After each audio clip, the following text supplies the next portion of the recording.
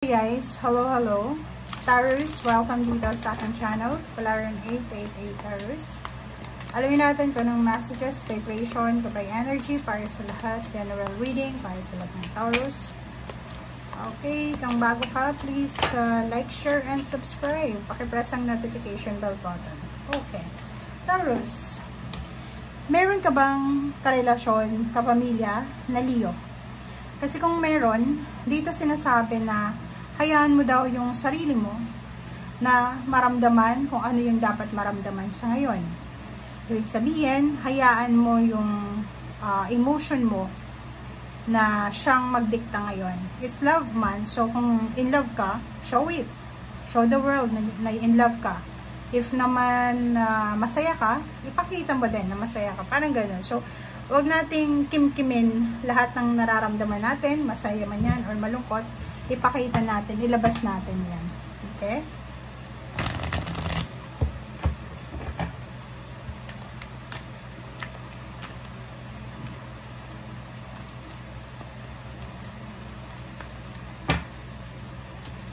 Okay, so sacrifice.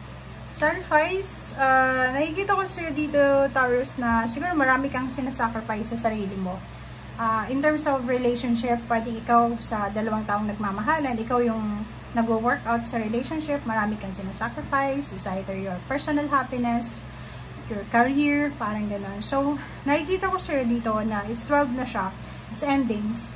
Ngayong February, meron kang marirealize na tapos na or tama na itong pagsasakripisyo ko. Parang ganun yung isang realization dito. And may isa din dito na Taurus na pwedeng marirealize niya na lahat ng sacrifices niya ay hindi na sayang. Lahat ng sacrifices niya ay hindi mauuwi sa wala. Parang ganun.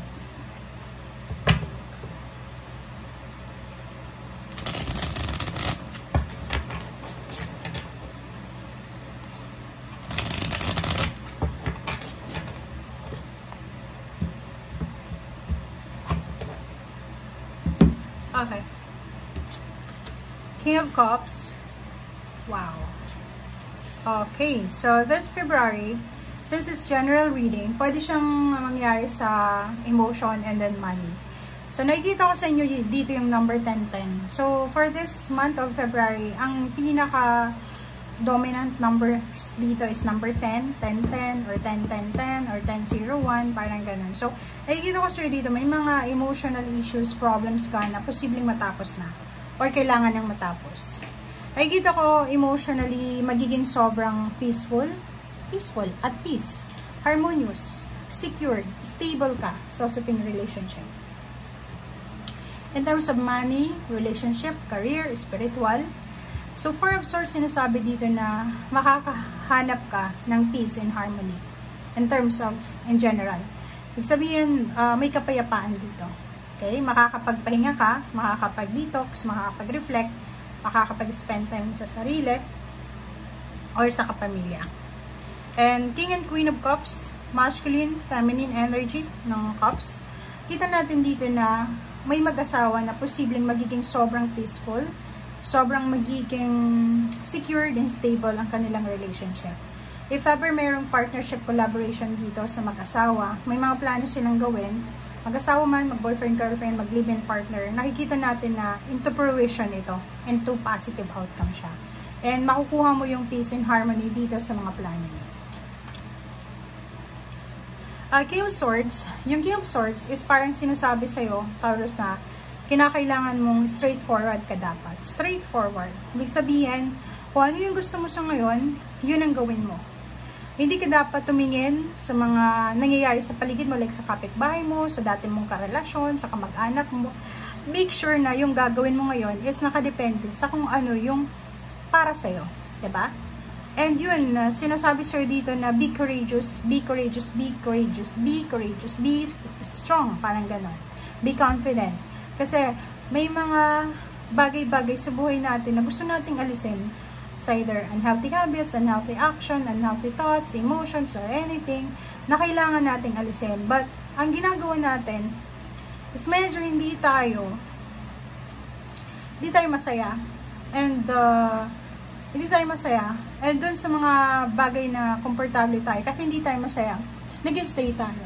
Kasi komportable tayo. So, dito sinasabi, kailangan maging malakas, kailangan maging confident, kailangan maging excited na umalis dito sa mga bagay-bagay, sitwasyon na talagang hindi na para sa'yo. Let your emotion, let yourself feel. Okay? Let yourself feel all your emotions. All your emotion. Kung ano yung nararamdaman mo, show it. Okay? So, this month, siguro magkakaroon ka ng realization din na kinakailangan mong mag-save ng pera. Magkakaroon ka ng parang new mindset, new goals this month na kailangan ko talagang mag-save ng pera. Kailangan kong mag-ipon kasi may upcoming celebration, may mga birthday celebration for the month of May, or pwedeng yung karelasyon mo, yung asawa mo, anak, or lola, lolo, magulang, may magba-birthday for the next few months. So, nakikita ko sir dito na may iba na parang eager na eager sila na makahanap ng trabaho. Eager na eager sila na makapagsimula ng negosyo kasi kailangan nila talaga ng pera. Okay. Okay. So, nakikita ko sir dito na may pagkakataon ka para makapag-isip, makapag-reflect.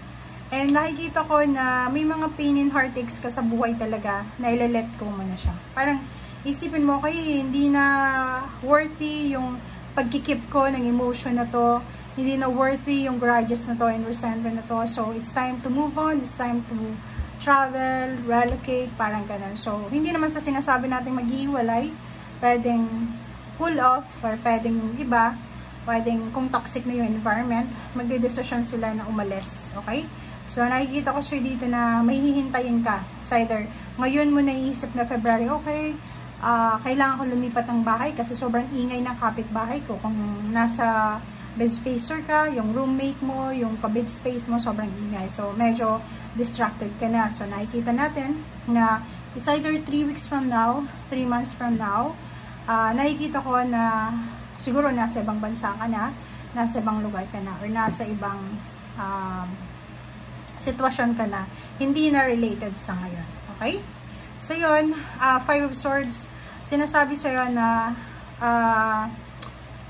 tapusin mo na yung sitwasyon na yan kung alam mo na hindi na yan maganda para sa'yo. Mental health, emotional health, physical health, financial health, mga habits natin na pwedeng magdala sa atin sa bankruptcy or magdala sa atin ng distraction, emotional distraction, kailangan mo nang alisin para hindi ka magsisi, okay, nasa ilalim mo is 5 of Cups para hindi ka magsisi sa bandang huli. So, 55. So, nasabi sa'yo, oras na para ma-realize mo na hindi lahat ng pinapasan mo ay worthy na pasanin. Hindi lahat ng obligasyon na kinukuha mo ay hindi para sa'yo. Minsan, may mga obligation, duties, and responsibilities na pinapasan mo dahil out of parang generosity, but kailangan mo nang alisin ito. Kailangan mo nang ibaba. Pride, grudges, resentment, ayaw mo na, diba? So yun guys, thank you for watching. Bye!